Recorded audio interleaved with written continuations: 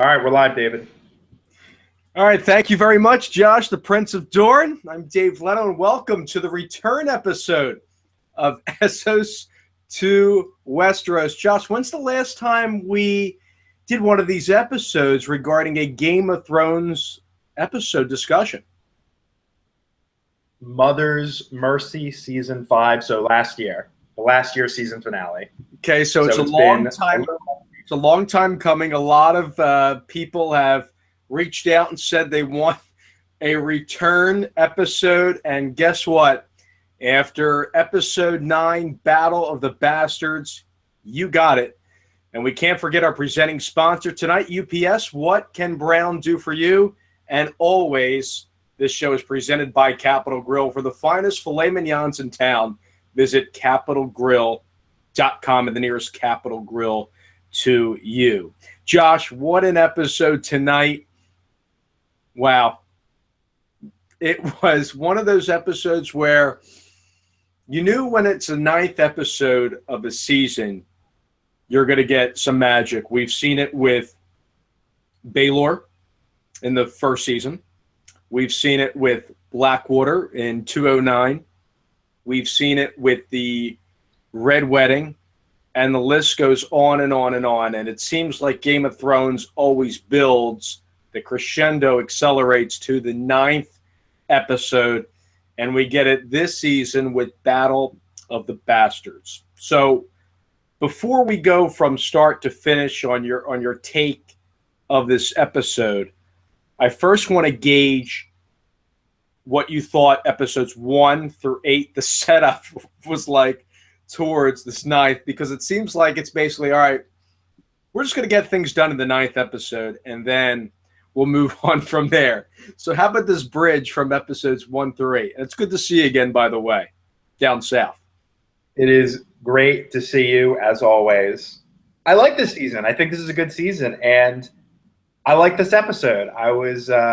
It was about what I expected it to be. But if you want to start with how the season's been going so far and everything that's building up to it. Well, we could spend a couple hours on that. But, I mean, just your short synopsis on leading up into this versus, I guess, other seasons leading up into their respective 9th episode. Right. Well, there wasn't, I'll be honest, like to the battle part, there wasn't that much build because there hasn't really been any friction between Jon Snow and Ramsay Bolton. They haven't interacted. Sansa and Ramsay, that's a different story. But between Jon and Ramsay, which was kind of the big Battle of the Bastards, that's kind of what it's leading up to, there hasn't been a lot. It's all been kind of in the open. So, that was interesting. I think, honestly, a lot of the extra stuff, like the stuff with Dany and the Greyjoys, I thought that was actually more interesting because I think that stuff plays more into the end game of the show, because now Dany has an alliance. We're probably not going to talk about that because that'll be burying the lead here. But the stuff between Dany and the Greyjoys, that really set up this new alliance that we haven't seen in the show. And not only was you had Theon there, you had Yara, you had Daenerys, and you had Tyrion. So that's a really interesting dynamic. I hope we talk about it a little bit more. Well, let me say this. Going into this episode, I was comparing the battles that we've seen, okay? And the one that sticks out to me that was indisputably, in my mind, the best battle filming sequence of the show was Hardhome. Of course, that's when Jon Snow and the wildlings are fighting the White Walkers. And to me, that whole sequence, the way it was shot, obviously a lot of money was spent on CGI, but just the filming and the close-ups and that, I mean, it literally was nonstop 15 to 20 minutes of battle. So I was constantly looking at the clock, below our TV, and saying, okay, when's this battle going to take place? Because as soon as I saw the opening credits, I was like, okay, we're not going to get an episode like Watchers on the Wall, which was another episode 9 of that season, where you're strictly going to get an hour's worth action for a battle scene. This was, and correct me if I'm wrong, I think this was literally like the last 20 minutes of the entire episode. So when it comes to that, I thought in the end that it was a good battle scene. Do I think it will go down as the best battle scene on the show? At this point, I still rate, and I know some loyalists may say I'm wrong, and that's okay. My opinion, I think Hard Home was a better fight scene than this one. And I can go into detail why, but I'm going to start generic first. And I know you have a pecking order of different battles. I think Blackwater is with the wildfire. I think that CGI was. I just think the cinematography there was a lot stronger than we saw tonight. I think there were some close-up shots, especially when Jon Snow was under the pile of a lot of men. I thought that was really cool, and him gasping for air. I thought that was really neat. But overall, I thought great battle scene. I thought it was great, and I love the episode. But I do not think I would put it as 1, and I maybe wouldn't put it as 2. Your take? Wait, I'm sorry. Did you ask me my take? The video's a little choppy there. Yes, I'm sorry. Your take. Okay. Listen, wait. I wanted to do this. We were supposed to do this on one of our first sponsors of this whole Essos2Westeros production was on Spreecast, but unfortunately, we got some news that Spreecast is done. It's a shame. Let's take a moment of silence. Okay, great. Now, I think there are, right, like you said, there are the 4 battles, and I would rank them Hard Home number 1, easy. Blackwater number 2, easy.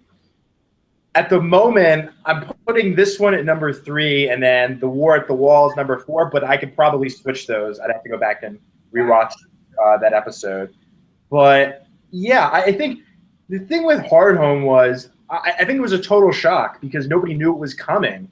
We knew that's what the episode was titled, but we didn't necessarily know what would happen there. And the book readers didn't know about it. So I think overall it was just a really big shock to everyone what was going to happen there. And that's why I think a lot of people enjoyed that one. Blackwater was, it was a great battle scene. It started, from the very beginning. Everyone kind of knew and went through the whole episode. And that was the first time Game of Thrones did an episode from start to finish, at one location. This, everyone knew it was coming. We saw it in the previews. And like I said earlier, there isn't really a lot of friction between Jon Snow and Ramsay. Mm-hmm.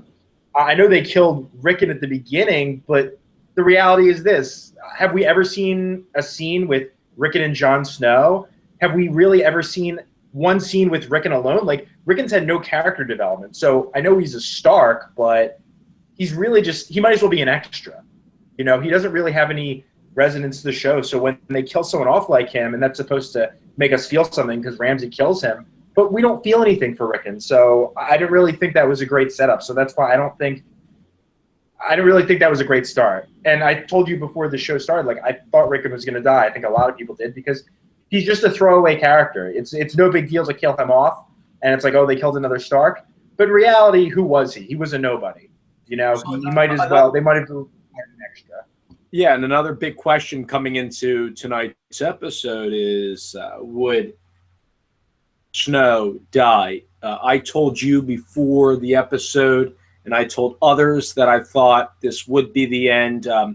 You and I have gone back and forth on this, and that we really haven't seen anything else to the character arc of Ramsay other than we know that he kills everybody in his way, and that's essentially it. And he's a ruthless tyrant, and I don't know what else he could have gave to the show. I think this was the ending for him. We'll get to how it got to the end for Ramsay and his quote-unquote reign, but let's start from the opening of the episode. So the episode doesn't even begin tonight at Winterfell. it begins in Marine. And what's your take on the opening, with Dany and Tyrion? We see Dany come in episode 8 and no one, last week's episode, come in. She actually doesn't speak anything. She just comes in and apparently saves the day. But this, I guess for continuity reasons, tonight's episode opens with, the slavers still bombing Marine and trying to win that battle, quote unquote, the secondary battle, if you will. And I was like, okay, I know they gotta, finish this, but I was a little disappointed because I thought the majority of this episode would have been at Winterfell, and I thought they would have spent a lot of more time with that battle. Instead, there was a lot of dialogue in this episode for episode 9's. If you recall the Watchers on the Wall, I believe it literally started right with the battle. So while I think it's important to have that dialogue between Dany and Tyrion for her to learn about what her father, the Mad King, did and what was wrong, and what Jaime Lannister told Tyrion about what the Mad King's intentions were with the wildfire. I thought a little bit too much. I understand it's probably needed to have that dialogue there, but I didn't want it this episode. I really didn't. I think it could have waited. Oh, go ahead. I'm sorry. Finish. Waited until episode 10, because usually the season finales of this show have been underwhelming in my book. Yeah, I mean, I was just going to say, I don't know when the last time they took a census in Marine was, but how many innocent citizens died in between Dany arriving, Dany going to sleep, Dany talking with Tyrion, basically having the same conversation that every time they talk they have, and then Dany surrendering, or having another talk while more people are being bombarded and killed, and then the dragons finally going out into the fleet. I agree. When she came in, it was nighttime. Why didn't the dragons go and destroy all the ships then? Why did she have to wait to bring these masters into the city, talk with them, to still do the exact same thing? I think this episode encapsulates everything that Dany's story is. You could have gone to Westeros after season 1, or excuse me, really after season 3, when your dragons were pretty grown up, maybe season 4 when your dragons were pretty grown up. Instead, and you had boats and you had an army and you had dragons. Instead, you just dragged it out because you needed to drag it out. And that's what this episode was. It was, you could have attacked these ships with it, 3 seconds after you arrived. Instead, you waited till how many people died. I am not on Team Dany. I think Dany would be a terrible leader. I think Tyrion's just as bad. I mean, he's sitting there talking why isn't there any urgency? Their city is being bombarded. Why aren't the Unsullied in the room protecting Dany? I mean, you saw her window gets blown open, and they're just it's no big deal. I mean, what is going on? Why isn't she attacking? She has 3 dragons. I keep hearing she has 3 dragons. She has an army. They could have killed those slavers a long time ago. That's what I'm saying. Why you arrived at night? How much time took place? Let's put it this way, okay? If this happened in the real world, there would be so many congressional committees on it. What happened between – this is like Daenerys' Benghazi. She literally – what happened in those 12 hours where she arrived to when the dragons actually attacked? How many innocent people died? That's what I think this is the best thing you can relate it to, because, yeah, it's just ridiculous. I don't like Dany's storyline. I think they're just delaying and delaying and delaying. I think it would have been so much cooler if the episode started on the night Dany arrives and they just burn the whole bay, and the whole bay is on fire. Slaver's Bay is on fire, and that's it. That would be a very cool ending, and they could end it right there. But instead, again, they just have to drag it on. The theme of this show that set its precedent in season 1, and that was, unfortunately carrying out certain plot lines through multiple episodes when they could get done in seemingly one episode, maybe even in one scene. And unfortunately, we've seen that, I think, this season with Arya. That whole storyline, I mean, I'm glad that they kind of, I think she's probably done for the season. I'd quite honestly be shocked if maybe there's a scene or two of her maybe coming back to Westeros on a boat. I don't know what's. Well, no, I don't think she'll be back in Westeros probably until not even next season, maybe the season after, or maybe next season finale, where boats will just arrive in Westeros. But no, I mean, I'm sure we'll see in the finale. I'm sure we'll see her again. You know, she's a big character. We're almost definitely going to see her again. But it's just going to be like Tyrion cracking a joke, cracking wise, and Daenerys has her stern face on because, you know, she's the serious one.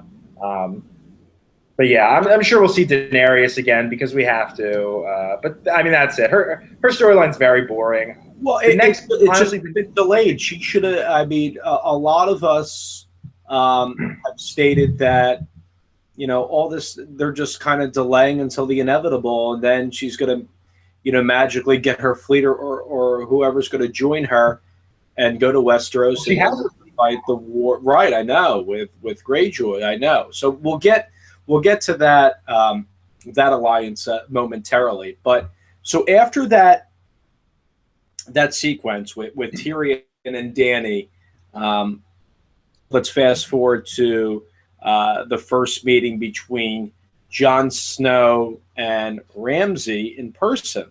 And typically, before we've seen this before, typically you have both sides of the battle meet kind of in neutral, you know, territory, if you will. And, you know, they kind of talk things over, a little bit of trash talk, if you will.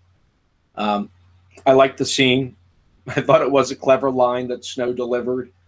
What was the line? Regarding the single combat line. Oh, yeah. Okay, fine, yeah. You know, I forget the exact words, to be honest. But I thought, you know, I thought it was nice to have them both meet face to face. And Rickon was not there at the time. But he does come up later as the battle begins. So the whole, just to get clear, and let's lay the foundation of this episode. Okay, there were a lot of reports that came out that said that they spent upwards of, tell me if I'm wrong, but I heard upwards of like 10 million. I heard the same thing. 10 million, 500 crew members, 600 extras in the episode, 70 horses. It took 25 days, I believe, to film. This particular episode doesn't really surprise me. I don't think there was as much CGI as Hardhome, obviously, with all those White Walkers. Obviously, when they pan out and they have those really big wide shots, of course, that's probably CGI stuff and all editing done in post. But I will say this, when the battle actually gets started at around 9:40 p.m. Eastern time, that last 20 minutes, they're both waiting for each other to make the first move. And if you watch the episode tonight, you know that when they were planning for the battle, they wanted, you know, Ramsay's camp to jump first because they obviously had twice as many people. But that wasn't the case because Jon Snow, being the character that he is and the ardent warrior, he sees Rickon go out. Ramsay cuts him off. By the way, I did not think that Ramsay was going to just kill him right there. That would have been too easy. Likes to play mind games. The game that he played, I thought it was good. Did I think it was, oh my God, unbelievable? It's like he kind of knew what was coming because of the character. And I think you said it perfectly. We haven't really felt the love for Rickon because simply they didn't build up his character maybe like they did a Bran or someone else. But I did like the start. They had the music roll, the anticipation. They pan over a bunch of shots, a lot of close-ups on some extras waiting for the battle to start. And then you just see this shot after the last arrow hits Rickon, and Rickon falls. You see Snow waiting there with Ramsay's front line charging at him. And at the time, the way it's filmed, Jon Snow doesn't know. You get a point of view shot of Snow looking at the emerging army, and you're thinking, "Oh wow, this is it for them." And then as soon as that, they do a quick zoom out, and then you see the armies collide. Snow's guys are right beside him.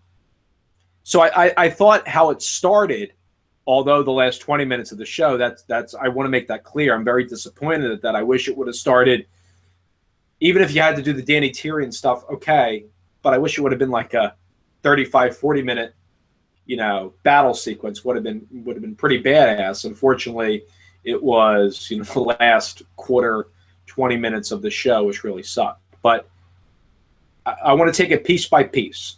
So, how the battle started to you. I gave you my thought. I thought, again, that it was good. The mind game with Rickon. I mean, I knew he was going to die. So I pretty much, I think a lot of people out there guessed that, his life would come to an end, unfortunately, in this episode. How did you like the way the battle started? Yeah, well, first off, with the whole meeting with Ramsay and Jon that you touched on, I felt like it was unnecessary, but it was necessary for the show because they needed to build a connection between the two because there was no connection before this. There was a connection between Sansa and Ramsay, but not between Jon and Ramsay. So I felt like they just needed to put that in more so to, again, like establish a connection because there wasn't any. But the actual start of the battle, it was fine. Again, we knew it was coming. And as soon as they brought Rickon out, it was like, okay, there's no way Rickon is going to make it back to Jon alive.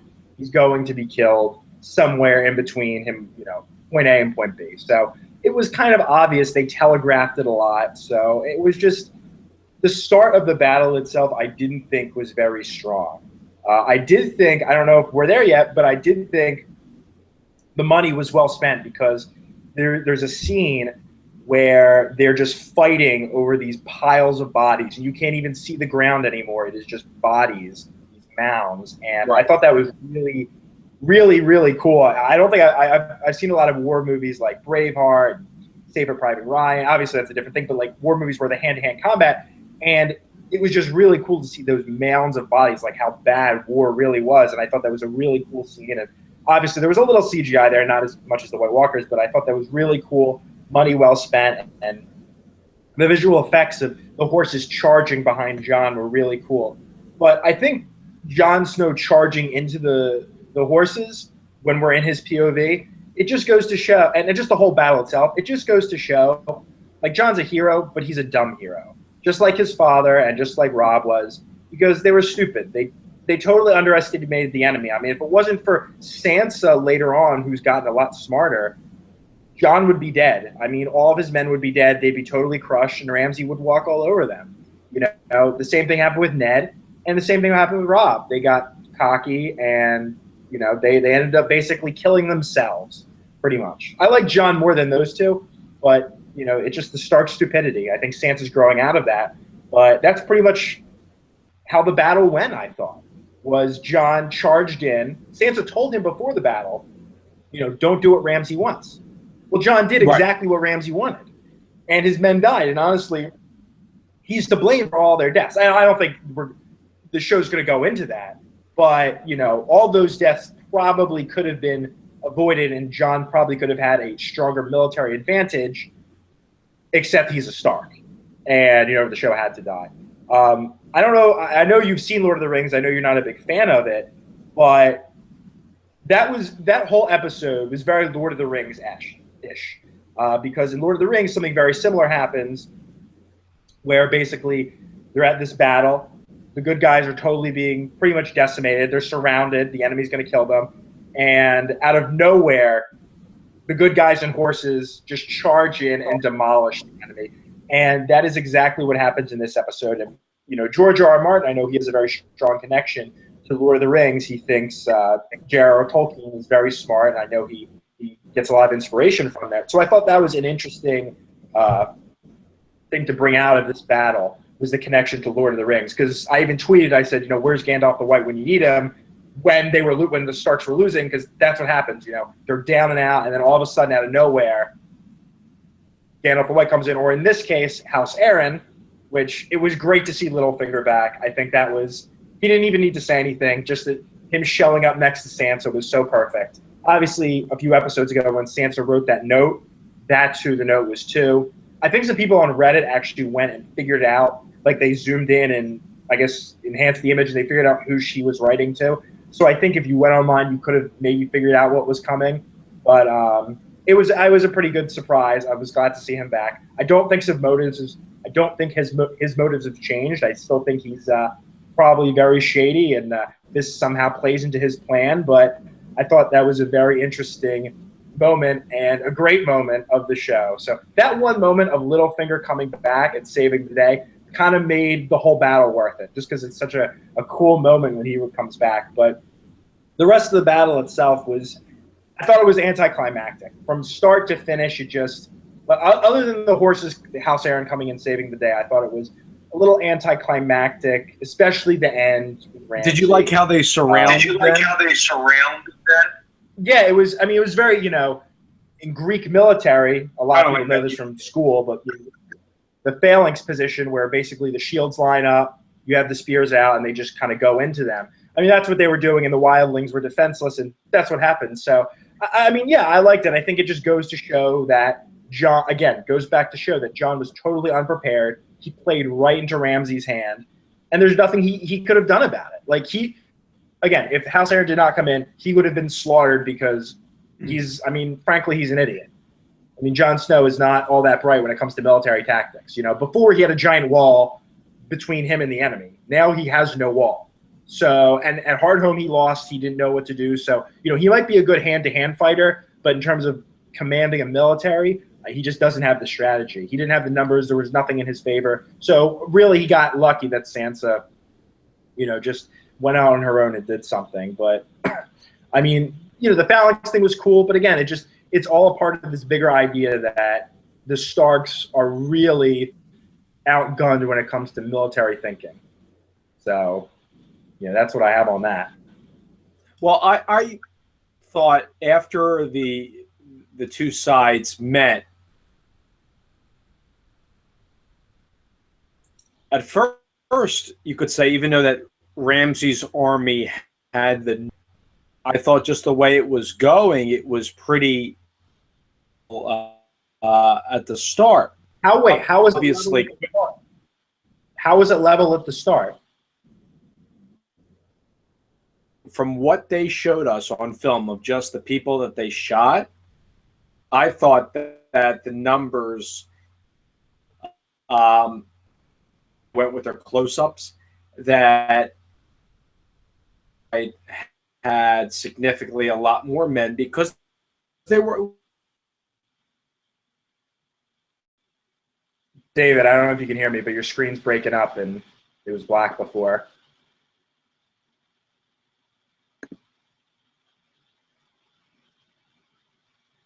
David, we might have lost you. I don't know. Keep trying. Here we go. The night is dark and full of terrors. David, if you can hear me, I can't hear you. And I don't think the millions and millions of fans watching can hear you either. And I know they really want your opinion. So keep trying.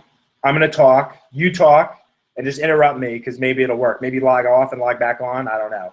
But one thing I forgot to say at the beginning of the battle was I really liked that Lyanna Mormont came back. I'm really glad we got to see her again. I don't know if we'll see her again. I hope we do, but I'm really glad they brought her back, even just for one more scene. I thought that was really, really, really good.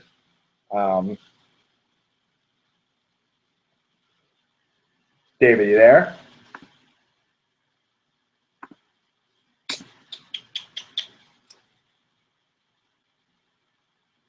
All right, David, try joining back in.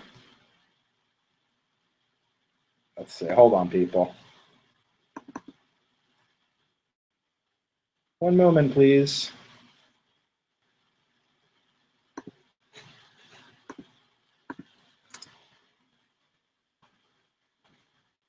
Stand by. Are we on? Yes. Rejoin.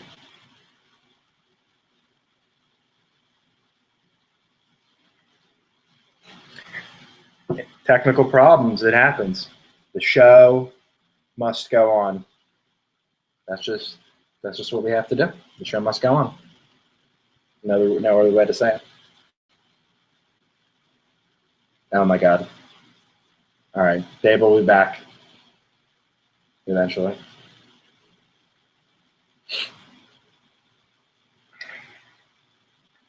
So then we'll just wait. You can hang out and see me. See?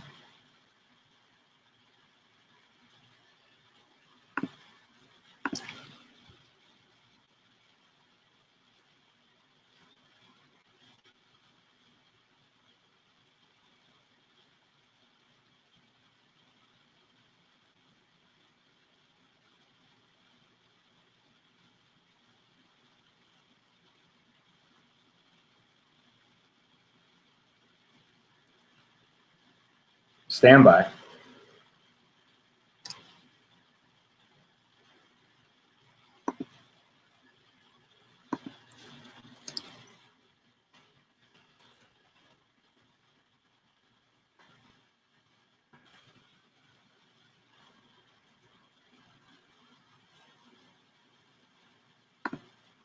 Stand by.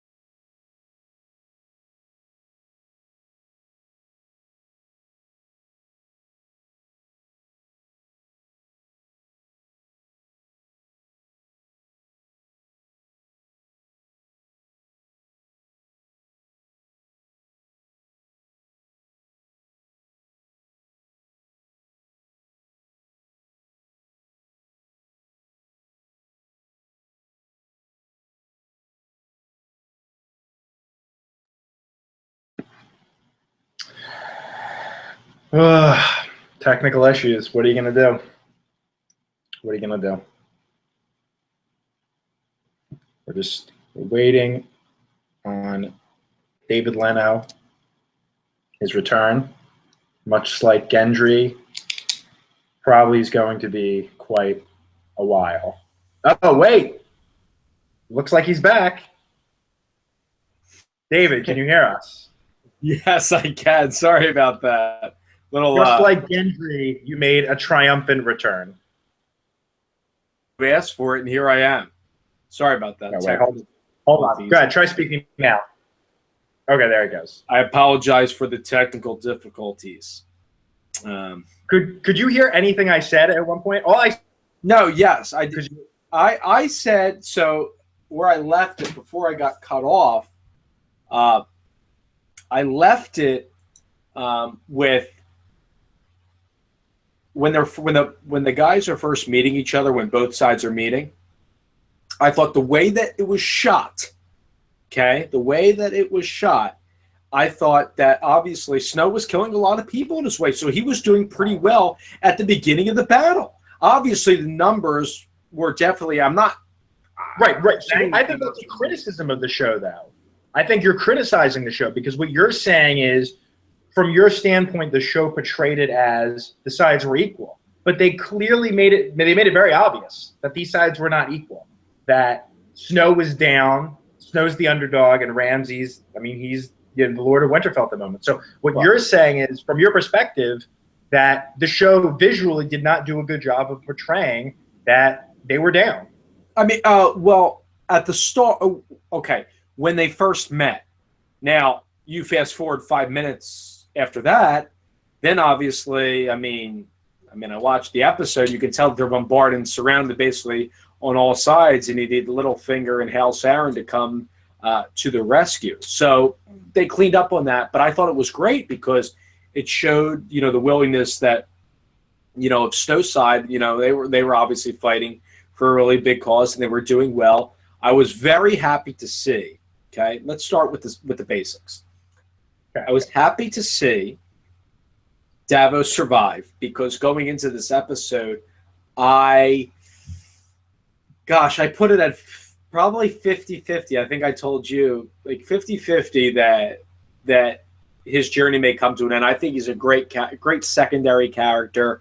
I want to learn even more about his motives more moving forward, and especially what he's going to do with Melisandre now that he knows about what happened to Shireen. So I think that's great. I'm glad that that Tormund Giantsbane survived as well. I was a little bit disappointed that One's life came to an end. Wait, can we just talk about that for a second? Because I wrote a list down of all the people who died this episode. So there are the three obvious people. There was Rickon. Okay. There was One who died, or we believe, he's dead. And Ramsay is dead. He was eaten by dogs. But the one person, I don't know, obviously I don't think these people are very big characters, but it seemed like the Karstarks, the Umbers, it seems like they were also in Bolton's army, and it seemed like they were killed off too.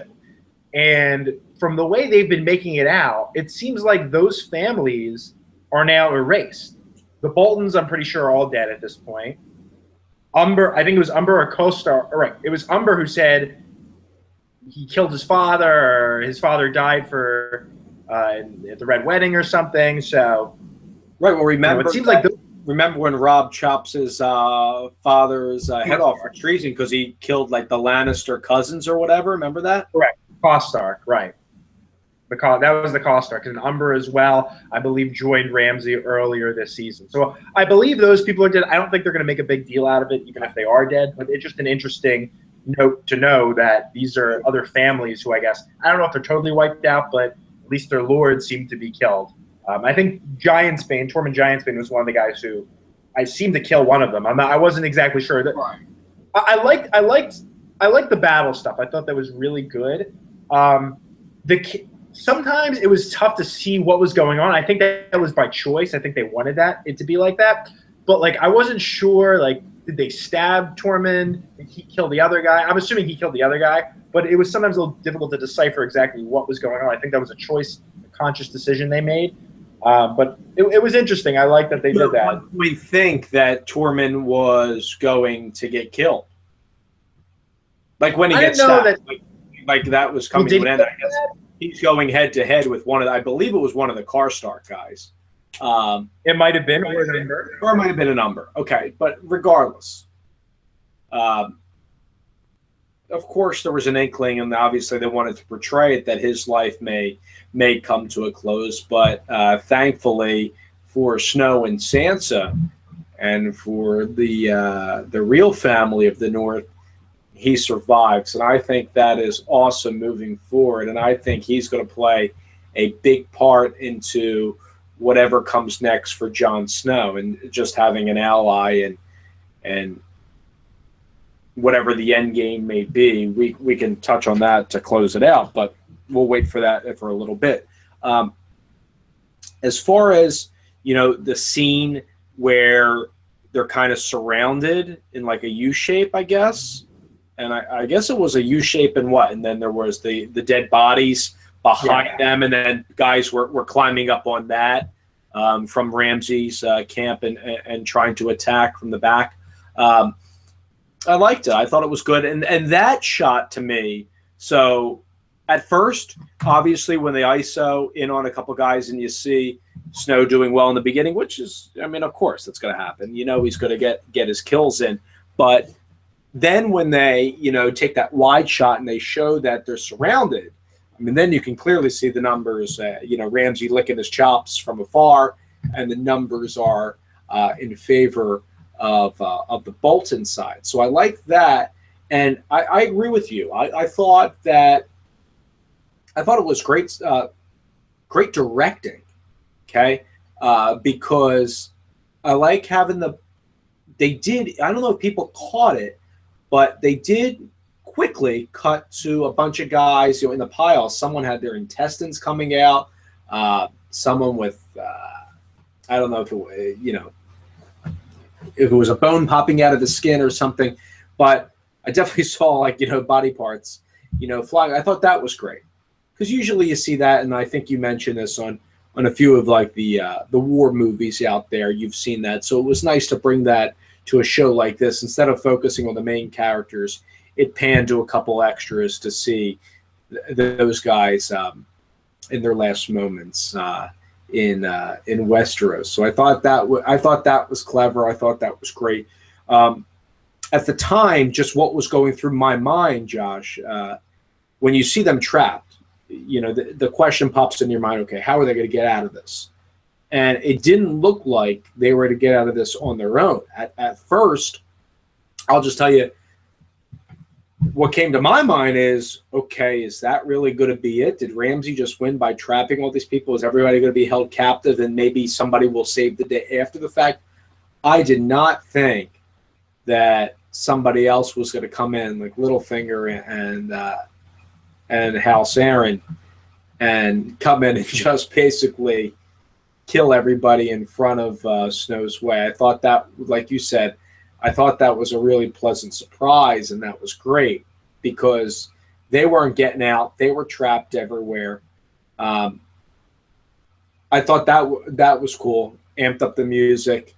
The directing was superb when it came to that. And like you mentioned, you didn't need any lines of Littlefinger, just a little shot of him on the horse, basically on his high pedestal, looking on from atop and seeing what's transpiring. I thought that was marvelous of the show to do that. And I think for a lot of people out there that question what Littlefinger would bring to the table and was he really on Sansa's side, at least for now, I think he won over some fans tonight.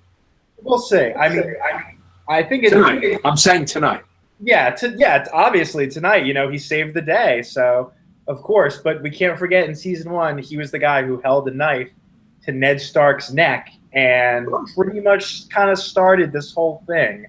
So, you know, I think he has a lot of motives that need to be explained still, because we don't really know where he's angling at. We don't really know where Varys is angling at yet. So there's a lot of motives with Littlefinger that still need to be thought out or discovered. So, you know, I think for the moment he seems to be in Sansa's corner. Obviously, he loved her mother, so there's something going on there, you know. But will the love for Catelyn Stark really carry on to Sansa, or will it be overpowered by Littlefinger's desire for power? You know, I think we'll see. I think we'll still have a lot of stuff with Littlefinger to see, but him coming back was great. Jon Snow's army being surrounded. I don't know who directed the episode last season, but it reminded me of, you know, Lord of the Rings, like we talked about earlier, but it reminded me of last season when Stannis' army was just surrounded and they got demolished. So I kind of had a sense that it was a nice surprise to see Littlefinger's army come in, but at the same time, you know, they already played the trick of the Boltons surrounding and destroying. So I didn't think they could do that twice. And like we were talking about earlier, you know, if you've ever watched The Lord of the Rings and if you understand that George R.R. Martin really takes a lot of his inspiration from The Lord of the Rings and J.R.R. Tolkien, you could definitely see the connection between tonight's episode and The Lord of the Rings and what transpires in both of those. Because, I mean, it's very similar. It is. There's no twists there. It is what you get there, you get here. So I thought that was very, again, it was a nice surprise to see Littlefinger, but at the same time, you could kind of play it out to its logical conclusion. So in a way, it kind of took the surprise out, because it was a surprise, but if you thought about it for a second, you said, wait a second, Jon Snow is not going to be just surrounded and killed. Someone's going to come in, something's going to happen. And again, that's why I like this episode, but I don't love this episode. I think I'll tell you where Blackwater. Right. Well, speaking of, okay, I'm glad you mentioned Blackwater, because you remember the way that was shot. Obviously, a lot of CGI with the wildfire, but remember when Stannis says, "Let's come back and take our city," rallies the troops. This is season 2, episode 9. You get the feeling like, oh my gosh, there may only been 20 guys in that scene, in that whole battle, at least, that are storming the gates. And in this episode, you can just tell the sheer number is significantly larger, which was great. And I think that's where it differed. I think Hardhome, obviously, with the CGI, they could portray it as a lot more. And, there's a lot of wildlings and there's a lot of White Walkers and the Night King and his people are watching from atop. But I think that's one advantage I'll give this episode over Blackwater. I guess just the quantity of extras that we saw and people that were in battle and don't forget that's a lot of time and effort on the show as well, getting all those extras with makeup and all that stuff to kind of fit the scene.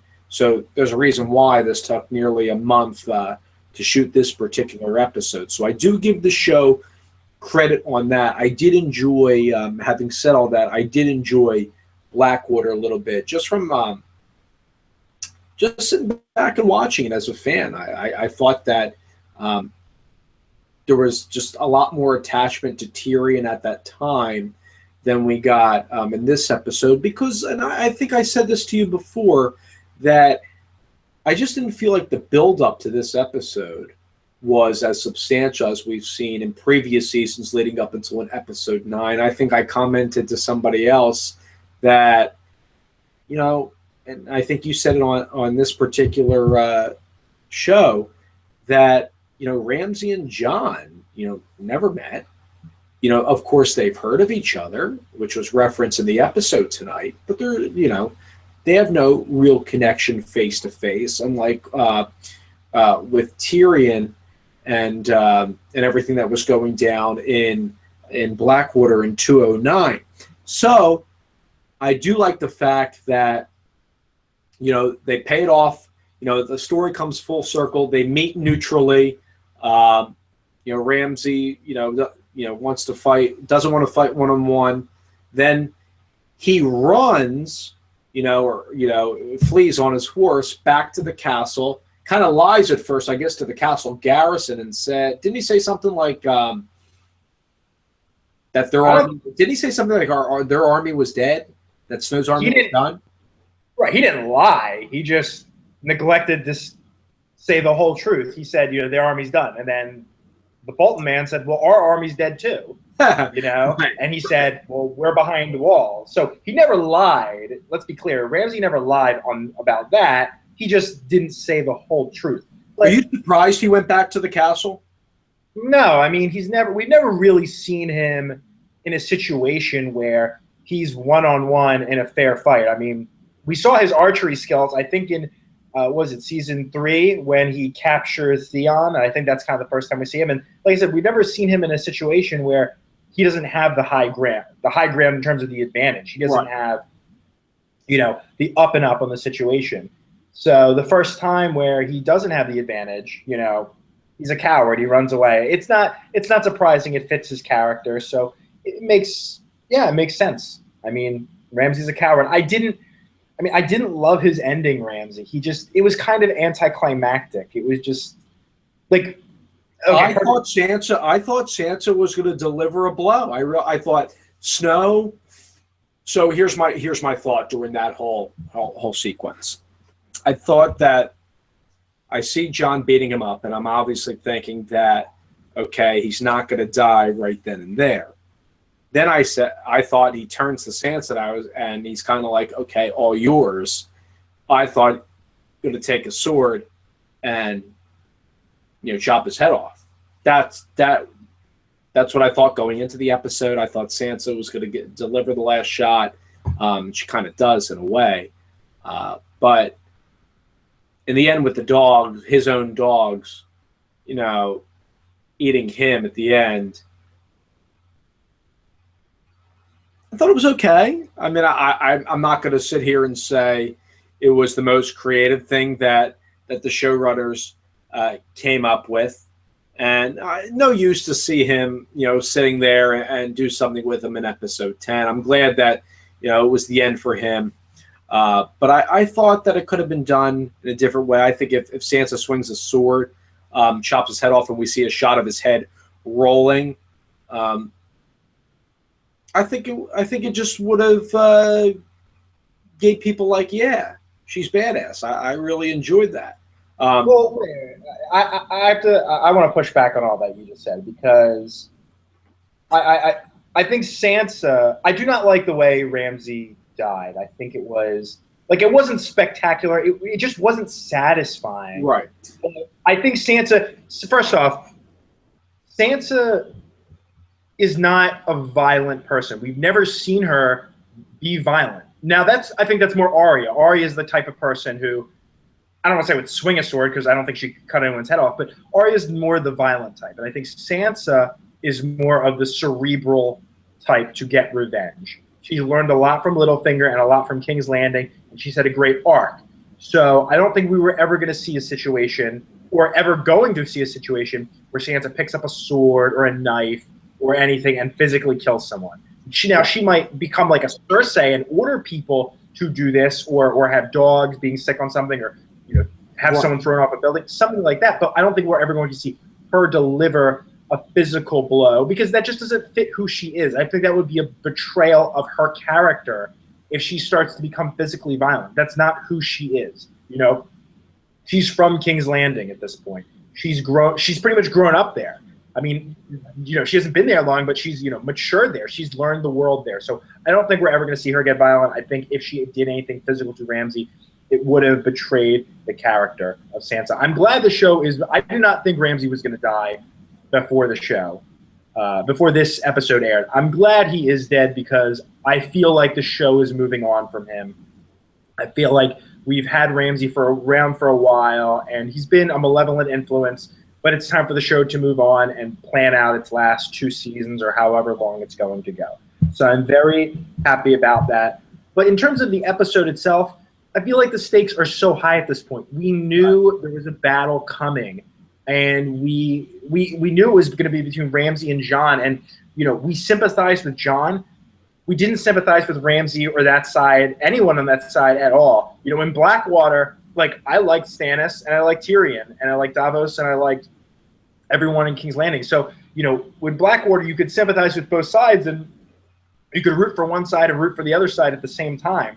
And it was exciting. Here, it wasn't like that. It's not comparable in that sense, because you can't root for both sides. You are rooting for Jon Snow. You're not rooting for Ramsay. So I think that kind of decreases the tension of it, because you want Jon Snow to win, and it's not like, well, who's going to win this? It's more up in the air. It's Jon Snow has to win. He's the good guy. Ramsay has to lose. He's the bad guy. So I think Blackwater, and I think a lot, at least you and I agree, I don't know what everyone else thinks, but Blackwater is a superior episode. Hardhome is a different kind of battle, but in terms of a straight-up one army versus another standing army, I think Blackwater has the edge. How about this compared to the Red Wedding? Well, again, Red Wedding took place, the last 15 minutes of the episode, and obviously, I read the book, so I knew what was going to happen. I think the whole world went crazy and uploaded YouTube videos and captured people live watching that scene. Kind of took it, I think, a little too far, but I mean, still thrilling if you haven't seen the show. What was your take on this episode or just this whole battle sequence compared to the I events that transpired at the Red Wedding in 309. Yeah, I don't think you can compare it to the Red Wedding. I mean, it's such a different type of thing. It's not, the Red Wedding isn't a battle, it's a massacre. Plus, at the Red Wedding, a lot of people, I mean, that was a big event that transpired. It changed the dynamic of the show in a way because the Starks were pretty much dead. I mean, there was no Stark army. Robb was gone, Catelyn was gone, that whole, dynamic was gone. Versus in this show, in this episode, other than Ramsay really didn't play a massive role in the world. He played a massive role in the North, but he didn't really play a massive role in the world. So, it's not like this is going to have a huge, at least I don't think so. Don't forget, he came to power in this particular season. Right. But the Bolton, I'm just talking the Boltons themselves. Okay, right. Family. They were in the North. They were very isolated from the rest of the world. I mean, like, I know the Lannisters were supporting them for a time, but still they were just kind of isolated from the rest of the world. Whereas at the Red Wedding, the Starks were a massive force. So I think this, like, Robb recapturing Winterfell, first off, he's recaptured Winterfell, but he still doesn't have an army. And much of his army has been depleted, as they said. So just because he's recaptured Winterfell, I mean, okay, strategically, let's just play this out strategically, okay? If you're Tommen Baratheon and you hear, hey, the Boltons are gone, Jon Stark or Jon Snow has taken Winterfell, okay? And Jaime has just taken Mo Catelyn for the Boltons, I believe. So he's taken that. The Lannisters have a full army. The Starks are totally defeated and Winterfell's done. And not to mention, the Boltons betrayed them. If you were to play this out logically, and I don't think this show has any logic, so I don't think this is going to happen. But if you were King Tommen and you had this information in front of you, I think his smart move would be, oh, great. Well, I'm going to send my Uncle Jaime to Winterfell to capture Winterfell because the Starks are pretty much gone. They don't have an army anymore. If they do, it's a bunch of wildlings who can't manage the city. And I want to take it back because the Starks betrayed me. The Boltons betrayed me. I want to take Winterfell for myself. Is that going to happen? No, of course not. That's not going to happen. But that's what should happen because that would make sense. Like Danny, coming to Westeros 3 seasons ago, that would have made sense. But that didn't happen. This isn't going to happen. But I mean, that's what I think. That's what I think. Where this leads us to part of the end game for this whole show, I thought tonight took a huge step, a huge first step, because a lot of people think that the proper ending for the Starks will be that, okay, Sansa will sit happily, in her seat in the North. And this could be, and I wonder as I watched the end of the episode, could this be basically the last time that, we see somebody other than a Stark occupy Winterfell? I think, obviously we'll talk about this in future episodes that we do on this Essos2Westeros show, this Emmy Award-winning show. But my personal thought is, okay, the next time somebody challenges Winterfell is probably when the White Walkers come. And if you really think about that, we're not going to see that probably for what, 2 more seasons when the show's done, and they're not going to spend a whole season on the Battle of the White Walkers. Well, like I said, I think there are 2 other. I think that's an option. I think that's a very serious option, and I think you're right. That will probably happen. I think there are 2 other options though. Number one is the option I just talked about before, where the Lannisters in King's Landing basically say, we need to take Winterfell. We've been betrayed by the Starks. We've been betrayed by the Boltons. Right. Time for us to just go capture Winterfell. And I think strategically, like I said, considering Jaime just got Mo Catelyn back, it would be, and Tommen does not want Jaime in King's Landing, I think it would be smart of him to say, okay, you have an army, just march up to Winterfell now. You're right there. Just march up and take it. The Starks have no one. You'll be able to take it like it's nobody's business. I think that would be the smart thing to do. The other option, so I guess the third one, would be if Daenerys Targaryen does come over, they could try to take Winterfell because, I mean, she has dragons. So I think that's, why not take Winterfell? That's the heart of the North. So that would also make sense. Again, well, and also the affection between Tyrion or Sansa, or you can call it affection in quotation marks as well.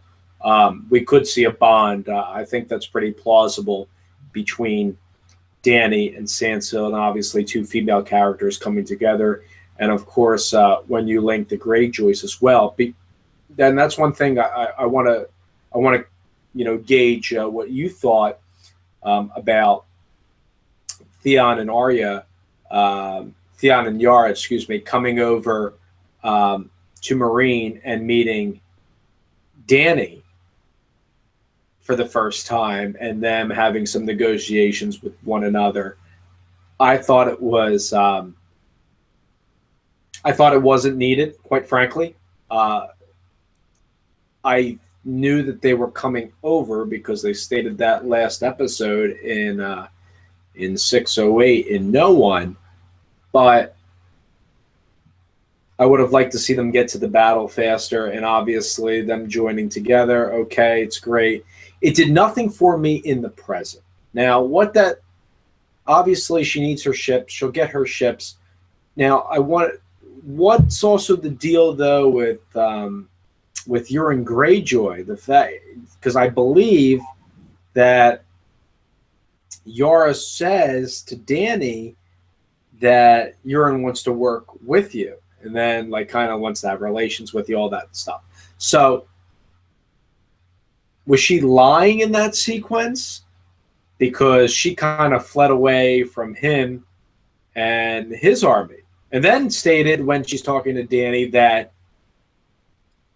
she wants to go back and have a woman rule the Iron Islands. Yeah, I don't think. I mean, well, first off, I didn't think it was necessary the Dany and the Greyjoys meeting in this episode. I think it just slowed down the episode because I think from what we've seen with Blackwater and the Watchers on the Wall, I think for episode 9, if you're doing a big battle, I feel like it flows a lot better if they just do it continuously and they don't chop it up. But I did think, I thought, like I said in the beginning of the show, I thought that was actually the most interesting moment to me because that sets up this alliance that we haven't seen yet between Dany and the Greyjoys, and now she has ships to go over. Now with Euron, I think, and I said this before, I said if they're going to kill Ramsay, it seems like Euron could be the next big bad because they brought him into the show. We haven't really seen much of him, but he seems like a bad. I hope it's not. I mean, maybe he'll go the way of be killed by somebody else in something that's not as. God, if they make a 9th episode out of him, which I don't think they will, but there's just not a lot of episodes left. But I see what you're saying. First off, I don't know about how the next 2 years are going to go. From what I understand, there's only going to be 2 more. Type of 9th episode, right? Right. I don't think there's going to be a 9th episode. I heard it's 7 and 8. I don't really know. I guess we'll have to wait and find out. But I do think Euron seems like I felt like they brought him in a big way. I felt like they voted a somewhat decent amount of time to him. So I feel like he is going to come into play in the show. I don't think Yara lied to Dany. I think I forget him saying that, but I'm pretty sure that's probably what he would say, and that was probably his plan. Well, I don't think we see him say anything because they flee. Remember, they flee, but before then, at the Kingsmoot, when they were discussing, I believe he said that. He did say he wanted to go to Daenerys Targaryen. I'm not exactly sure what he said, but I don't think she lied. I don't think she made that up to twist the. That's not who Yara is. Yara is not Sansa. Yara is a warrior, and she's just going to tell it like it is and tell it straight. She's not going to use some, manipulation to get Dany to get her way. Yara said it like it was. That's how it happened. So, like I said, I think that's going to be interesting. But you agree with me. It definitely slowed the momentum of the episode. Yeah. I mean, we already went with starting out, on which we touched on at the start of the show, with with Danny and Tyrion, okay, that's one thing. You want to start like that, fine. I just think if they start this show with a bang and just start, hey, the battle of, you see the banners, and then you see Ramsay meeting with Snow, and then you're like, okay, this is on, and this is going to get really good. But then, and what we've touched on in previous episodes, it's tough because George R.R. Martin just created essentially all these different worlds and all these different characters, and you can make them seemingly a show in themselves of all these different families. And the criticism that you and I have had of prior episodes is, okay, you're spending 10 minutes here, then you're going 10 minutes there, then you're going there, and then sometimes you're going to have to leave out just because time's running out and you're only getting a 49-minute episode. You're only seeing 3 or 4 families out of a potential 7 or 8. Like the Dornish scenes were miserable. A lot of people hopefully are rooting that you'll never see the Sand Snakes again. Probably will at some point. I personally maybe think they'll come in to save Cersei. You're right. But you're able to swoop in.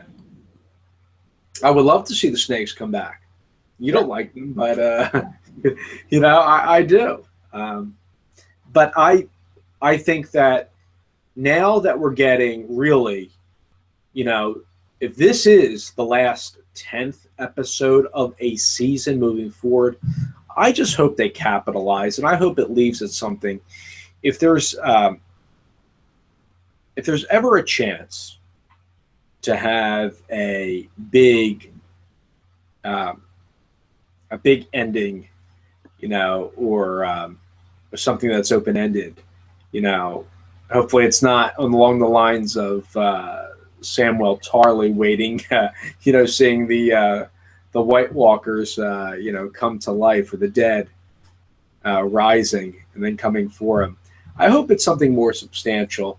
I have some ideas what that's going to be, but we can wait to discuss that on a future episode. But I think they got to get this right, and I just hope it's not another Misa, 10th episode where it's like, okay, I don't want to see anything that's emotional. I want you to leave me stunned and pumped for the end game of this. And I think you have to bring in the White Walkers. If they do not bring in the White Walkers next episode, I think they're missing the point, because you got to go all the way back to the start of this show. What's the first thing we see when they open up the show? You see essentially those White Walkers in the forest. They got to make this full circle. They got to bring them into play. We got to find out their motives and what. Obviously, we kind of know what they want to do, and thankfully, with Bran's storyline, which hopefully we'll see him in the 10th episode as well, and an update with him and Mira Reed and Benjen and where they are. But I want to see more of them, because, quite frankly, that's the end game of this show. We need to find out more about the Night King. We need to see what he does behind the scenes. I don't know if these guys can talk to one another or not. Probably can't. We haven't seen any evidence of that. But we need to find out more about them. And I love the fact that the show is revealing a lot of this stuff through Bran's vision, which is excellent. Yeah, in terms of this episode as a whole, you and I aren't writers for the show. We don't work for the show. We can't go back and relitigate it. I would love to, have my ideas go in, but look, the beginning was slow, the whole thing, and with Danny and the Greyjoys, and maybe it should not have been in. Maybe Danny should have, it should have gone from Danny night scene to Danny setting the Slaver's Bay on fire. It didn't happen, so we can't relitigate that.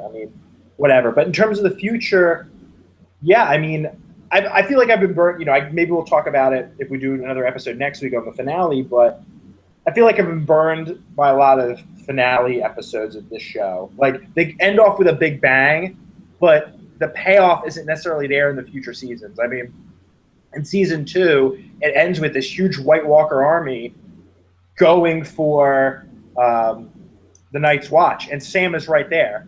And then we start off season 3 in a very I did not like it. It opened with basically the Night Watch surviving. Like, how do you survive a White Walker attack like that? Like, we just didn't really see it play out, and I thought it was very underwhelming. Do you want a cliffhanger in this season finale? Well, it's going to be, no matter what, it's going to be a cliffhanger, and not in the sense of like we're going to see something and then cut to black. Like, it'll be a cliffhanger in the sense of we're going to want to see more. I don't think it matters whether it's a cliffhanger or not. I'm still going to watch the next season. Like, at this point in the show's cycle, they don't need a cliffhanger because no matter what, me and you and everyone else is going to come back to watch the next season of the show. Right. They don't need to throw in a cheap gimmick like The Walking Dead had this past year, like so many other shows have, just to have it. This isn't the type of show that needs a cliffhanger. This is the type of show, I think, that needs to put a period on this season. And you've said it from 210 to 301 that these 10th episodes have been a letdown, and these season finales. And I think it's a chance that you look at you watch a lot more shows than I do, but I would think your season finale should be one of your best episodes in your given season. I think we need to qualify it because it's not a letdown in the sense of it's not an enjoyable episode. Like, you watch it. Yeah, I still love the show. No. Like, you'll watch the episode and you'll say, okay, this is like, wow. Like, let's say it ends on this big reveal of some massive mystery figure or something. And it's like, whoa, like, that was amazing. Like, the instant reaction is, oh, wow, this is amazing. The problem is when you start to dig into it and pick the episode apart, it's like, oh, like, it was exciting in the moment, but it's lost its punch. Like, when the Hound comes back a few episodes ago, like, that was like a whoa moment. But when you go back and you rewatch it, or you go back and you start to think about it, you're just like, yeah, it's not as good as it should have been. And that's the problem with the finales that I think the finales have had, is you watch them again and it's like, it was exciting then in the moment, but when you look back on it, it doesn't end the season. It doesn't really say, hey, this is the ending to our season. It's not a Sopranos type ending where they're in the restaurant, the power's out, and they're having a family meal together, and that's the end of the season. It's kind of just like here's kind of a preview for next season, and we're going to plant some seeds so you know what's coming next. And that's kind of, I don't know, it's what the show does. Like I said, I like it. I like this episode. I love this episode. I'm sure next episode will be enjoyable. But I hope we see Bran, like you said, because he's part of the end game. I definitely think we'll get a lot of him to come. The preview itself seemed to focus a lot on King's Landing, so I'm assuming next episode we'll get a lot of King's Landing stuff, and they'll pepper in a bunch of other stuff, which is what they always do. In season finales of the show, they always, they'll have one big centerpiece, and then they'll kind of pepper it with, we'll go and revisit everyone, so we get kind of an end to everyone. Like, I'm sure they'll revisit Arya, I'm sure they'll revisit Daenerys and Jon and all that kind of stuff, but I don't really know what's the end for the High Sparrow next episode. I don't know. I don't really know. The only thing I can go off on is what we saw in this episode. What did we learn from this episode?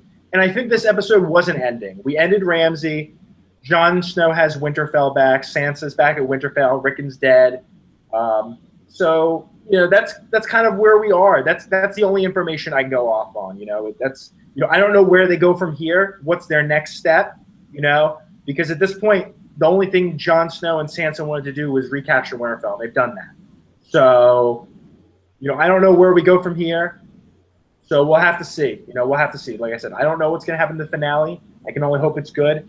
But, this episode, I think it ended storylines not in the way I would have liked them to be ended, but they're over. So, yeah, it's there. I think in the course of history, where does this episode rank?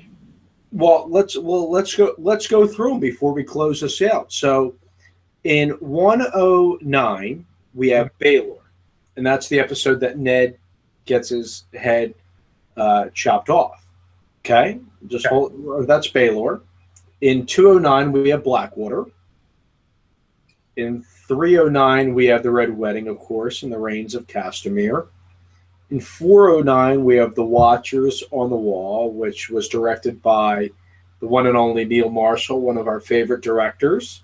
Okay, of course, The Watchers on the Wall, battle between the wildlings and and the Men at the Wall, the Night's Watch.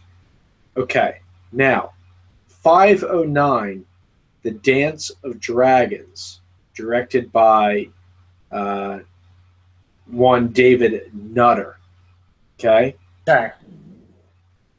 And then, of course, we have this past episode, 609, Battle of the Bastards.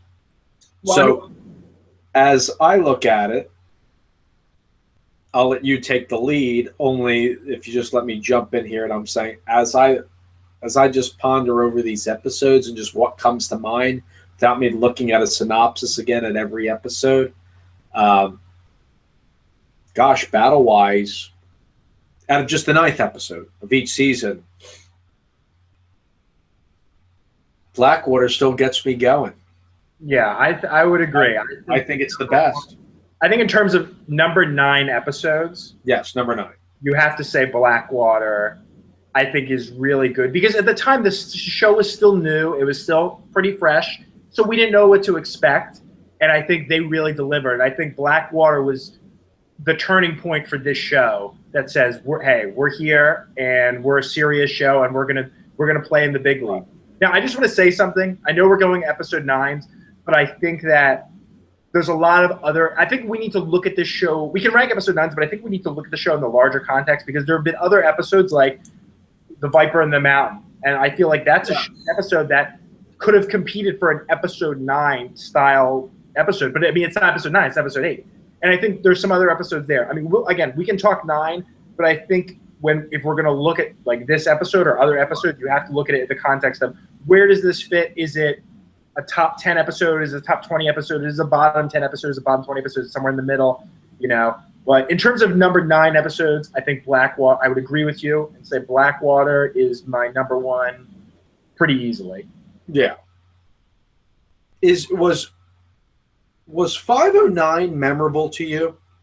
The Dance of Dragons with the Sons of the Harpy, and then you see Jorah come back. Yeah, in the Coliseum type, because I had to click on it. I'm very transparent. I had to click on it again and rehash myself with that whole episode. So that there tells you that it wasn't really memorable to me. Yeah, I mean, we'd have to go back and rewatch because we did an episode on this episode. So I think we'd have to go back and watch what we said, but I remember that scene. I don't remember anything else that happened in the episode, but I do remember the Dany scene with when she's in the Coliseum and Jorah fighting, and I do like Jorah a lot, so I liked that. I thought that was cool. I like the Dance of Dragons. I remember what happened. You know, is that the greatest episode? No. Again, you know, it's one of those episodes where it's like it's good in the moment. It's a cool moment to see Dany fly off on a dragon. But in the scope of the show, is that something you're going to remember? When I ask you 3 years from now, hey, David, what are your top 5 episodes of the show? Are you going to remember that? No, you're not going to remember. No, I couldn't remember it now, which is pretty sad. And it's the same thing with this episode. You know, in the moment, you know, it's pretty good. But, you know, a few years from now, I say, David, what are your favorite moments from Game of Thrones? Are you going to say Battle of the Bastard, Ramsay Snow being eaten by dogs? I don't think you're going to say that. No, I still think the hard home scene, just as far as a battle scene goes, will definitely always leapfrog and that's my mind. That's another episode that, again, that's not episode 9, but it was 508. That was right before the Dance of Dragons. And that's what I'm saying. The Red Viper in the Mountain was 408. Hard Home was 508. So I think, you know, there's a lot of 8 episodes too that are good. I think Game of Thrones has been pigeonholed into this, episode 9 is their big episode, and it has been, but I think they've done that to themselves. That's what they've always done. No, I'm agreeing, but I'm saying that I think there have been other episodes. Again, when you talk about the show, you have to say, you know, this episode is a standout episode too. And what would be your second behind Blackwater? Would it be Baelor? I would say if I had to rank them, episode 9's just alone, it would be Blackwater would be number 1. Baelor would be number 2. After that, I think there's a drop. I know a lot of people like the Red Wedding, the Reigns of Castamere episode. But if you go back to that episode, that was only the tail end of it. I mean, it was right. Yeah, I wasn't like, again, I know people love that episode and they made the reaction videos because they were so genuinely surprised. Right. But I was not. I just didn't love the episode. It just wasn't a surprise to me, and it didn't resonate with me. But I would put that next, and then maybe Dance of Dragons, and then maybe after that, like again, I'd have to go back and rewatch it, but maybe Watchers on the Wall or maybe Battle of the Bastards. It's tough to say, you know. Like again, like I know Ygritte dies in Watchers on the Wall, and so does Gren and Pip, but you know, is it memorable? Not really. So let's put it this way: Blackwater and Baelor are awesome. Everything else to me is kind of in terms of Watchers of the Wall. They start that scene, to the best of my memory, with the battle. I mean, I start the episode, start the scene, start the whole episode with the battle. So to me, that was awesome. That was like straight. I think you're gonna have to go back and rewatch that because I don't remember that. I mean, I'm pretty sure the whole episode is the battle, but it's not like they start with a fight. Like I think it's maybe like Sam talking or something. I don't remember Watchers on the Wall, but it's not like. But I think predominantly it was right. The whole episode was a battle. Yeah. From start to finish, the whole thing. It was a Blackwater type episode. The whole thing was at the wall. But that episode, I just don't think had the stakes. It just wasn't like. Again, I don't think Watchers on the Wall was a memorable episode. And same thing with this episode. I don't think this episode is, even though Ramsay dies and he's a very memorable character, I don't think we're going to remember Ramsay for his death because his death, in my opinion, was kind of, it wasn't that big of a deal. And eventually you had to think that he was going to get killed, even if he did survive and win this battle. Because, I mean, what did he have to do with the end game for them to wrap up this show? I mean, say he won tonight. What, is he going to join? Is he going to stay true with the Lannisters? And is he going to do something with Jaime? I was actually interested to find out prior to the episode. I was saying to myself, hey, will we see Brienne and Pod just magically appear? Because, you know, continuity has always been an issue with the show, and you never really know the time lapse between episodes, but could they have made it back, you know, from River Run and from Jaime taking the Blackfish's castle? Yeah, I think this show kind of, in some ways, reminds me of Lost, where they'll bring two characters together and then they'll immediately separate them, and then they won't see each other. Even if they said they were going to meet back up, they'll never see each other for seasons until they do meet back up. So I'm not surprised, you know, Brienne and Pod are, you know, not together back with Sansa. Like, it just wouldn't surprise me if they weren't back for a while. Like, you know, that the show just wants to do they need to have more storylines for these characters. So Brienne's going to be off on her own. Maybe she'll come back to Sansa. I'm not surprised. Will we see the Brotherhood without banners in episode 10? Yeah, I think, like I said before, I think next episode, like with almost all the finales on Game of Thrones, right, we're going to go through and see all the characters. You know, it's not like the season premiere. They're going to show all the characters. Even if it's for a little bit, they're going to show Arya. They're going to show the Hound. They're going to show the Banners. They're going to show King's Landing. They're going to show Jon Snow. They're going to show Brienne. They're going to show Littlefinger. I wouldn't be surprised if we see Varys again, because Varys, you know, went off on some mystery mission. So I wouldn't be surprised that that's kind of the ending of next episode, his mystery mission, because that's what the show likes to do. But yeah, we'll see everyone. You know, maybe there'll be some surprise reappearances, but we're going to see everyone. I'm not worried about that. I hope we see a lot of Bran. I've been loving Bran this season. You know, maybe we'll see Sam. We really haven't seen Sam that much this season, but yeah, I think we'll see a little bit of everyone, and you know, it'll be interesting. So this episode really didn't give us a lot of direction in terms of where we're going. This episode was more of a period more than a, you know, where do we go from here? But you know, it ended what it needed to end. It ended Ramsay, and the Starks took back Winterfell, and you know, that's that. We're moving forward. All right, let's get bold predictions on the record. Here we are. Question 1. Does the High Sparrow make it out alive? That's a good question. I will go on the No. record. I'll say no. I think he's gone too. Yeah, I think he's toast. I think the Mountain's going to kill him, or someone like that. Really? Okay. Sure. I mean, how? Yeah, absolutely. He's dead. I think Lancel Lannister could be dead. Yeah, that whole thing.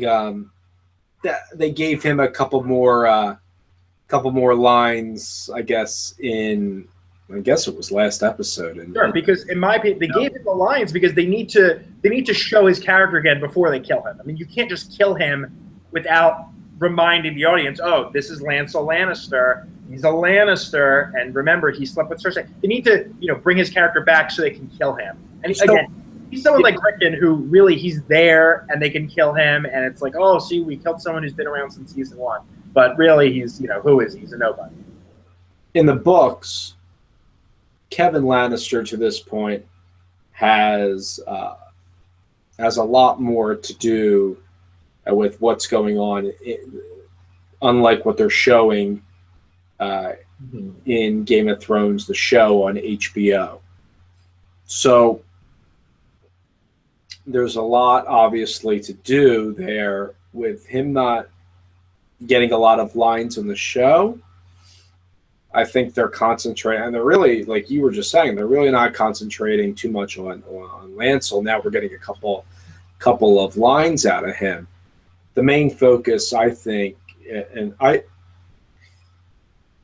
if the Tyrell army is going to take down the High Sparrow, I just hope it's in a way that I just hope it's not on their own, and I hope it's with Cersei in mind, because I think right now we see Cersei and Olenna kind of at a standstill, not together on what they want to do. And at the last we hear, Olenna is gonna leave. And if the High Sparrow is taken down, like you said, could it be Jaime's army coming back from River Run magically, showing up at King's Landing and taking down the High Sparrow? And don't forget, God, how many guys does Lancel Lannister and the High Sparrow have with them? It's kind of amazing that the Faith militant can be 20, 30 people, and they can sack the city, essentially. Yeah, I mean, if we want to talk about, I don't know if we want to go into that, but if you want to talk about that, I'm more than happy to talk about it. I think it's, again, the whole King's Landing storyline has been terrible, I think. This is the Faith. How can we get a conclusion?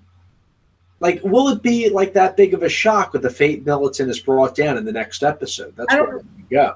Again, I don't know what the end game of the show is, so I don't know where they're going with it.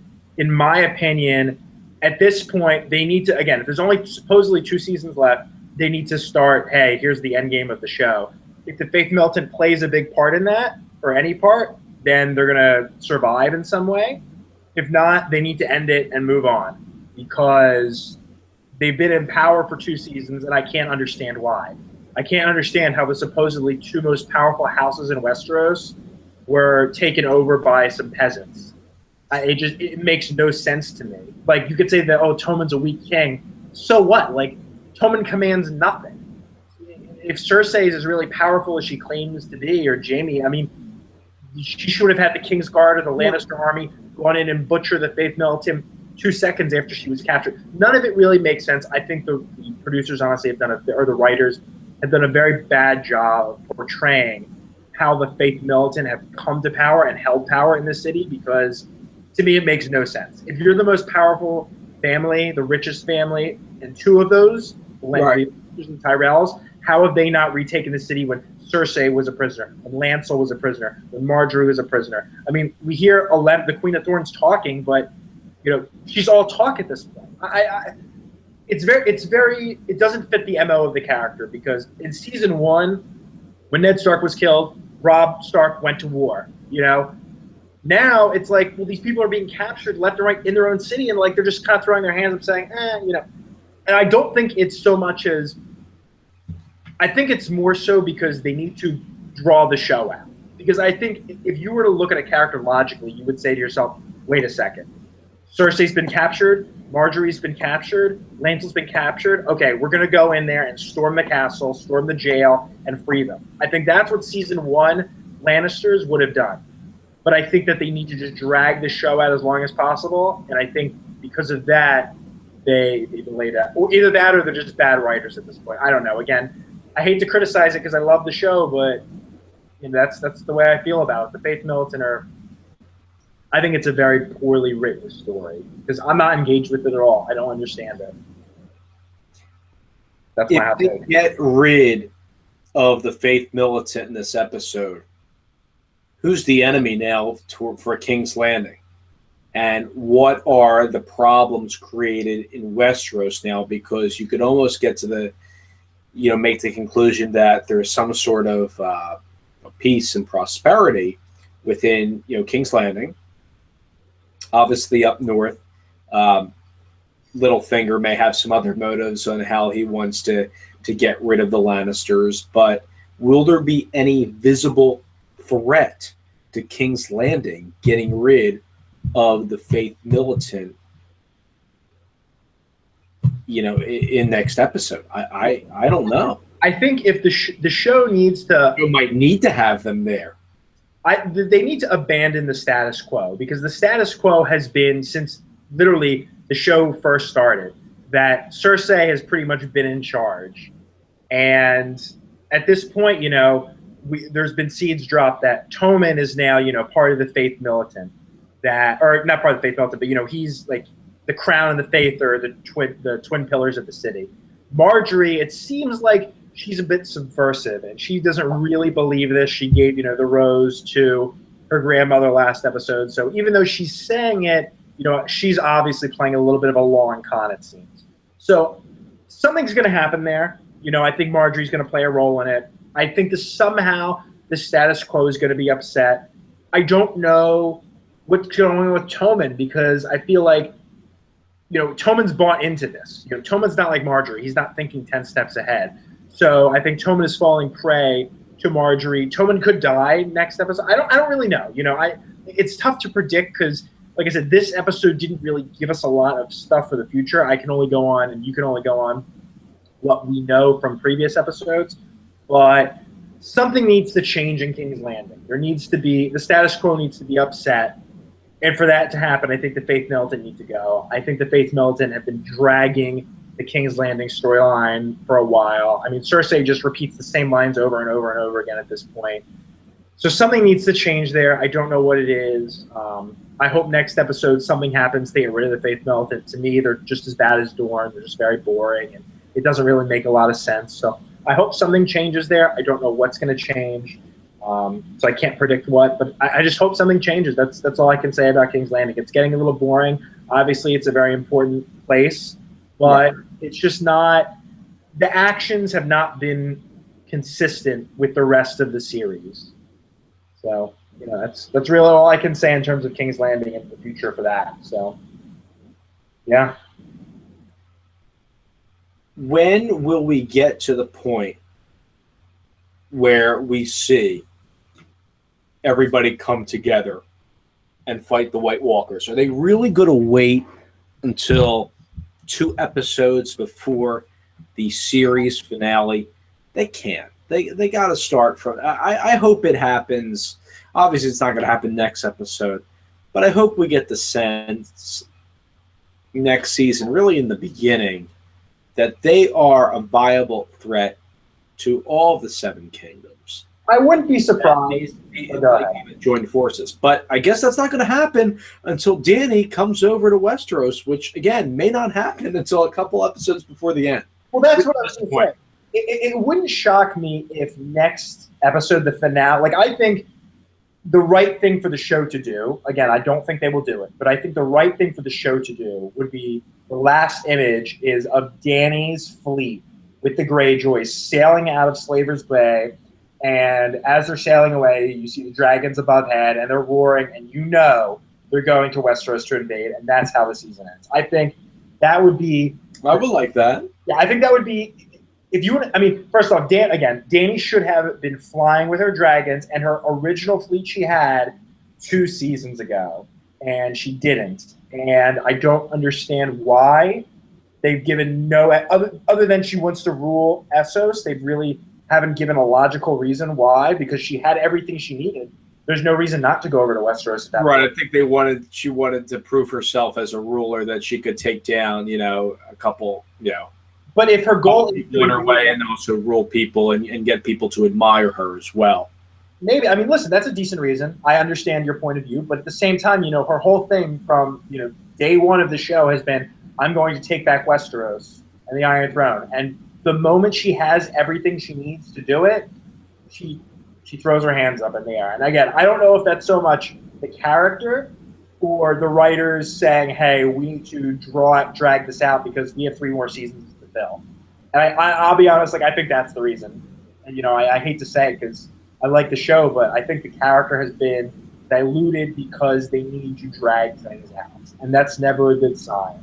So, I hope things change. I hope the season does not end with Dany still stuck in Essos, but it probably will. Josh, on a scale of 1 to 10, Battle of the Bastards, 609.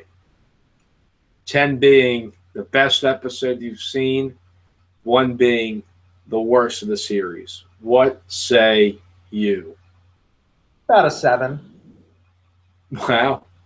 I mean, it was, like I said in the beginning, I liked the episode. It was entertaining, but, come when I like to talk about the show when it's over, am I going to remember this episode? Not really. It'll be like the same thing with you. You had to look up Dance of Dragons. I'll remember, Ramsay Bolton died. But other than that, I won't really remember, Rickon died. I probably won't even remember Rickon's name by the time this is over. I won't remember that Peter Baelish, Littlefinger, was the one who saved the day. Maybe I will, but again, this episode, to sum it up, was fine. But I feel like Game of Thrones they're at that point right now where Game of Thrones is a good show, but do they want to be a great show? I think I was reading an article the other day, and somebody wrote that, or maybe it was one of the actors in the show, I forget exactly what it was, but they can't deliver, every episode can't be a spectacle, and every episode can't be one of the best episodes. And I disagree with that. I know many shows where I watch every episode, and every episode is just better than the next, and it builds on each other. Not every episode needs to be a massive battle, but every episode is better. And I think Game of Thrones is at that crossroads now, and I think they've chosen the path of we can't be the show that every episode is going to be the greatest episode ever. And, which is fine. I still like the show, but I just don't think they're going for that kind of show anymore. I think they're going for the spectacle moments. I think that's been their bread and butter since the first season. Right, and that's that's fine. We affectionately call them bridge episodes, and sometimes you got to rewatch an episode, especially in dialogue, which is boring, and you want to go on your phone and see what other people are saying or talking to you. But sometimes when 2 characters are going back and forth against one another, and it seems like nothing's going on, we're actually learning a lot. So that's as the next 2 seasons occur, I think while there may not be 10 episodes per season, it would be hard pressed to find that each episode's going to be, go out with a bang, that type of thing. I think it's still setting up for the end game, and I just hope that if it is the battle against the White Walkers, it's not transpiring over just one episode. Tonight, just to finally have our closing thoughts. Tonight, I think I said this at the start, I would have much preferred this to be at least a 40-minute battle. I would have loved, if you want to give one scene away, it's fine. If you want to have one scene of Dany and Tyrion talking together just for continuity purposes from 608 no one to here, okay. But last 20 minutes of something you're really playing up and people are talking about that it's most money spent. And I see how the money was spent. And I thought, and again, I'm not saying the episode stunk. I'm saying the episode was really entertaining. And we love it. And we'll continue to watch. But I just wanted more. And 20 minutes worth to me was great in Hard Home. I can see the 20 minutes there.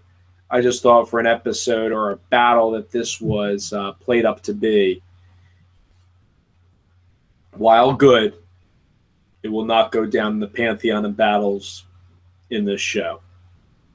So you gave it a 7. I did. I think that's a respectful answer.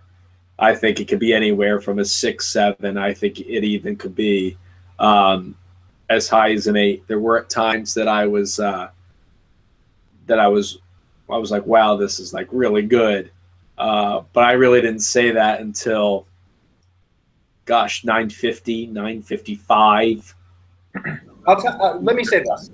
For me, the high point in the episode, the moment that I would give it its highest rating, was when we see Littlefinger on screen, because he doesn't need to say anything, just like him smirking and Sansa in the background as the Aaron army descends on the Boltons. I think that is the high point of the episode. And when does that occur?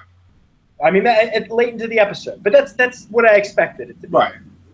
Look, for that dynamic to work, Jon Snow needs to be losing the whole time. He needs to be the underdog down and out, and then all of a sudden they swoop in. Which is interesting. Obviously, we're ending the episode, but it's interesting because at Blackwater, it's the opposite. Blackwater, it's kind of a back and forth between the two, and then eventually, the Lannisters overcome Stannis. But not going into that. The high point for me was Littlefinger.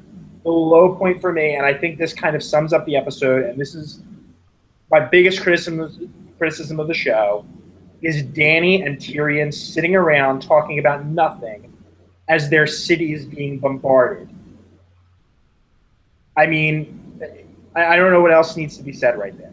She has dragons, she has this army, and she's literally sitting around talking to Tyrion while her city right behind her. And don't forget, and then they cut to a shot of the Masters, or whatever you call those guys, the head of the Masters, come over, and then Grey Worm essentially executes them, or 2 of the 3. Oh, not even then. That's later on even. The Masters originally are sitting talking to Dany as they're bombing her city. And it's just like, why do you need to talk to them? Why don't you just send your dragons out there? Why do you need to sit and talk and get them to surrender? It just seemed like like they needed to fill time. It was like, okay, well, we have, an X amount. We have a $10 million budget for this episode, and we can only fill 30 minutes total with that. So we need to fill it with another 30 minutes. How about giving Dany a few lines here? Okay, great. That's what it seemed like to me. And those, I think, are the weakest moments of the show, when the show isn't moving, where they're just sitting talking, or when Cersei is talking about how she's going to murder everyone for her family. I mean, just those kind of scenes to me destroy the show. And that's what happened tonight, I think, early on with Dany. So that's my highs and lows for the show. I think what I think. Well, we'll have to wait until next week's episode, number 610. And I'm looking forward to it, despite, some of the lows that we have delved in. Titled The Winds of Winter, Miguel Sapochnik will be the director once again. He directed this past episode. He also directed, by the way, Hard Home, The Gift from last season as well. So, what was The Gift? The Gift was 507. No, I'm saying I don't even remember the episode. It was where the Sand Snakes are in the prison talking over. No, it was a total forgettable episode, is what you're saying. Huh? It was a forgettable episode. Yeah. I remember it, and you're reading from something. Correct. And the first thing you mentioned was the Sand Snakes. So if the Sand Snakes are a highlight of the episode, to me that says, okay, this episode was basically like, we have to fill 40 minutes of time. Right. It was not memorable. Quite frankly, there's a lot of episodes, and you and I know a lot about the show, but it was not one that will go down as one of the top episodes. Correct. But Battle of the Bastards, Josh leaves it with a 7. I'll go with a 6. Okay. Okay. I'm going to go with a 6. I was being generous, by the way. I just want to say that. I'm going to go with a 6. I think in summation, it was not the best battle we'll see on this show. I think Blackwater was way superior, but I do like the fact that we saw the end of Ramsay, and that just there wasn't anything else we needed to see. Any parting words, the Prince of Dorne himself?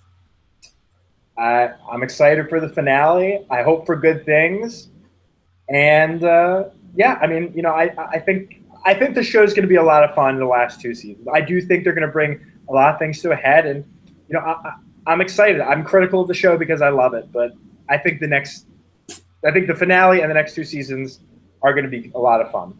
So I'm excited. Listen, it's good to keep the show under a lens and get the discussion going, and you have to pick apart the show.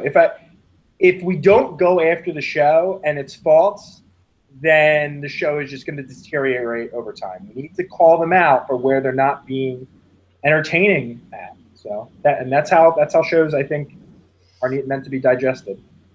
All right. We also can't forget a big thank you to our sponsors, as we mentioned. UPS, what can Brown do for you? Delivering the show Essos2Westeros to you. Also, Capital Grill for the finest filet mignons. Visit capitalgrill.com. And I would be remiss if I didn't finish off with the best chicken fingers in Central Florida, Huey Magoo's. Did they open a location in the UCF Student Union? Well, there was one. I know there's a new contract at UCF. Aramark is taking control. I don't know if they're still there. I don't know what the status is. So you may need to look up another sponsor for next week's episode. Perhaps. I mean, Huey Magoo's, I'm sure, is still around. Are they still at UCF, like on campus? I don't know. Well, they're at the gas station, so we know that. They're still at the gas station, yes. All right, for the Prince of Dorne himself, Josh Miller, and our entire broadcast production crew, I'm Dave Leno from up north, and we say so long and thanks for watching yet another episode, our first one back since last year. This is Essos2Westeros. We'll talk to you next week, hopefully. Take care.